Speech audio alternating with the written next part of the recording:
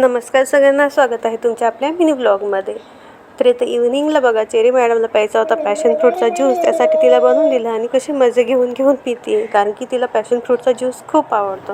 नंतर इव्हिनिंगला करायला घेतला स्वयंपाकाचा बेत होता शेवग्याची भाजी, बटाट्याची भाजी, पोळ्या, भात. कारण की चेरीचा फ्रेंड तिला भेटायला आला होता आणि ते बघा दोघांची मस्ती चालू आहे. इथं अमांशू जो आहे तो वेगवेगळे ॲक्शन करून दाखवतो. स्पायडरमॅन असा आणि थायनॉस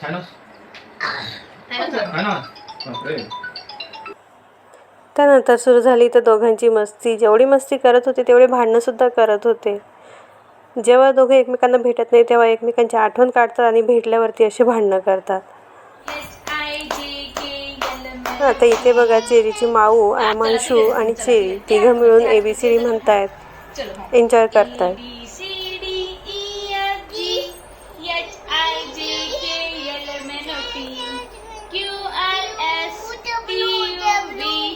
चेरीला सुद्धा खूप छान वाटत होतं अमांशू सोबत खेळून, एन्जॉय करत होती सगळं.